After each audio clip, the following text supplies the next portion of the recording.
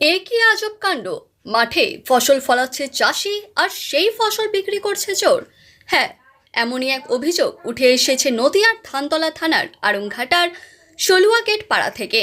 চাষিদের অভিযোগ, তারা রোদ বৃষ্টি ঝড়কে উপেক্ষা করে রাত দিন খেটে প্রচুর অর্থ খরচ করে মাঠে ফসল ফলায়। সেই ফসল বিক্রি করে অর্থ উপার্জন করেন। কারোর মাঠে রজনীগন্ধা ফুল বা কারোর লাউ, আবার কারোর লেবু বা শশার চাষ। আর সেই ফসল রাতের অন্ধকারে দিনের পর দিন মাঠের থেকে চুরি হয়ে যাচ্ছে। তাদের মারাত্মক অভিযোগ, যখন যে ফসলের দাম বেশি থাকে ঠিক সেই ফসলের দিকেই নজর পড়ে চোরের। আজ মাঠের থেকে যে পরিমাণ ফসল তুলছে চাষিরা, পরের দিন সেই ফসল অর্ধেক পরিমাণও পাচ্ছে না বলেই অভিযোগ চাষিদের। বর্তমান সময়ে রজনীগন্ধা ফুলের দাম আকাশ ছোঁয়া, আর সেই রজনীগন্ধা ফুল চুরি হয়ে যাচ্ছে মাঠের থেকে। সেই সময় চাষিরা সবাই মিলে যুক্তি করে একজনকে রাত পাহারার কাজে নিযুক্ত করেন।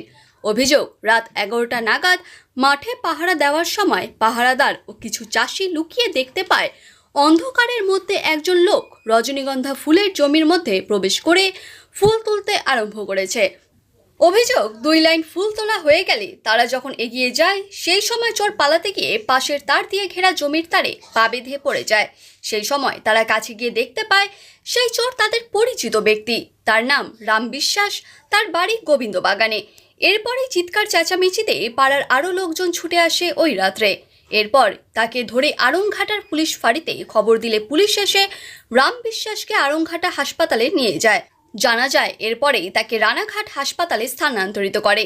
পরের দিন সকালে সমস্ত চাষি একজোট বেঁধে আড়ংঘাটা পুলিশ ফাঁড়িতে এসে রাম বিশ্বাসের বিরুদ্ধে লিখিত অভিযোগ দায়ের করেন। চাষিদের প্রশাসনের কাছে একটাই দাবি, তারা যেন তাদের ফসল নিজেরাই বিক্রি করতে পারেন। তাদের ফসল যেন এরপর থেকে আর চুরি না হয়ে যায়। এই ঘটনার কথা ছড়িয়ে পড়তেই চারিদিকে আলোড়ন সৃষ্টি হয়। তাকে শুনলাম উনি বললো যে আপনাকে পাহারা রেখে দিয়েছিল জমিটা পাহারা দেওয়ার জন্য। তা কি দেখলেন কালকে রাত্রেবেলাতে? ওই কালকে যখন আমরা ওখানে পালিয়ে এসে লুকোছিলাম, তখন দেখি রাত 11টা নাগাদ দেখি উনি চুপচাপ করে আসছে। তখন বলি যে ওখানে কী আসছে দেখো তো। তখন বললে চুপ করো, দেখো আসুক। তখন তুলে 2টো লাইন তোলা হয়ে যায়। তারপর লাইট নিয়ে আমরা তাড়া করি। তারপরে তার বেঁধে উনি আপনি দিন পরে ধরে ফেলেন। তো পরে অন্য গ্রামবাসীর লোক খবর দেয়, সবাই আসে। চিনতে পেরেছিলেন আপনি কে ছিল ওটা? হ্যাঁ, আমি পরে লাইট মেরে দেখি যে হ্যাঁ রাম বিশ্বাস। কোথায় বাড়ি ওনার? গোবিন্দ বাগান। কতদিন আগের থেকে চুরি করছে উনি? সেটা আমি কী বলবো, আমি তো জোর না। আচ্ছা আচ্ছা, এটা ওনার যারা জমি আছে তারা ওটা বলতে হবে। আপনি চিনতে পেরেছিলেন? হ্যাঁ, আমি চিনতে পেরেছি। তেমন হাতে হাতে ধরেছেন আপনারা, তাই তো? আপনার নাম? তপন বিশ্বাস। আপনার বাড়ি কোথায়? আমার বাড়ি গোবিন্দ বাগান। ও রেগুলার আজ 2 বছর ধরে চুরি করে। তো আমরা ধরতে পারি না, এবং গ্রামবাসীর সাহায্য নিয়ে কালকে রাত্রে গিয়ে স্পটে ধরি আমরা। কি চুরি করে?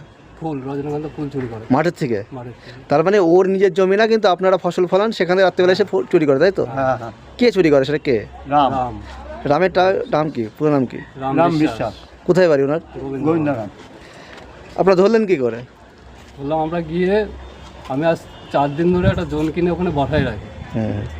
তা সে ভয় পায়, একা থাকতে পারে না। এবার আমরা যাই গিয়ে কলা গাছে আড়ালে বসে থাকি, এবং উনি ফুল তুলতে আসে। এবার যেতে গিয়ে উনি তার এবারে পড়িয়ে যায়। তখন গিয়ে তখন পড়িয়ে যাবে। আপনার মানে হাতে হাতে ধরেছেন, তাই তো? হ্যাঁ। আপনার সঙ্গে আর কেউ ছিল? হ্যাঁ, আমার দাদা ছিল, আমার একটা মানে জোন রাখা ছিল। ও, 3 জন ছিল। ছিল। আচ্ছা আচ্ছা, আপনার নাম? আমার নাম সরজিৎ। তা আপনার জমিতে কি ফসল চুরি হয়েছিল? রজনীগন্ধা ফুল। আচ্ছা আচ্ছা, উনি জমির মালিক তো। ঠিক আছে।